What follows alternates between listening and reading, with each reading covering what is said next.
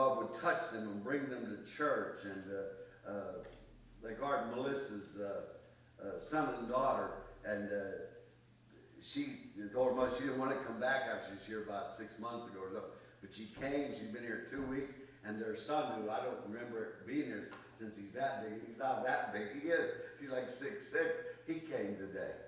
And it's a blessing to see God do things. And we've got to pray and believe.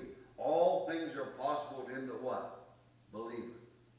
But thou shouldst see the glory of God.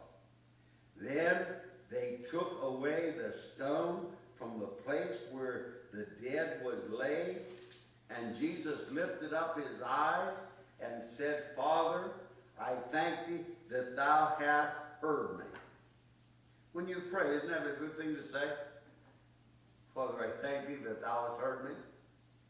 I thank you, Lord, that you take time to listen to me. I thank you, you've heard my prayers. And I knew that thou hearest me always, but because of the people which stand by, I said it, showing faith, that they might do what? Believe that thou hast sent me. His prayers got answered. But if you, the same Jesus that is there, said that whatever you ask the Father in his name, he'll do it. And he's alive. He not only can do it, he will do it. When he thus had spoken, he cried with a loud voice, Lazarus, come forth.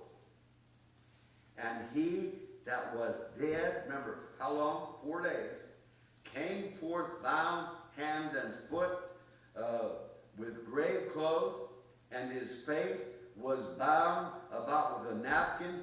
Jesus said unto them, Loose him and let him go.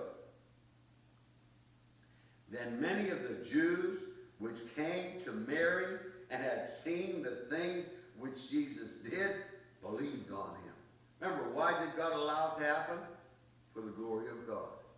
And he allows things to happen to you, maybe to get somebody saved, to show somebody what he can do, so you can have a testimony of the great power of God. But some of them went their way to the Pharisees and told them what things Jesus had done. Again, I remind you, Isaiah 26:3, thou shalt keep him in perfect peace, whose mind is stayed on thee, because he what? Trusteth in thee. And Hebrews 12, as we run this race for Jesus, this race called life, this race for the souls of men and women and boys and girls, as we run this race, we can't do it on our own, because without him we can do nothing. But I can do all things through Christ which strengthens me. But as we run this race, again in Hebrews 12, we're to be looking unto Jesus, the author and finisher of our faith. And what does Peter say in 1 Peter 5:7? Casting all your care. It means your survival, my survival. Casting all your care where? Upon him. For he cared for you. Let's have it.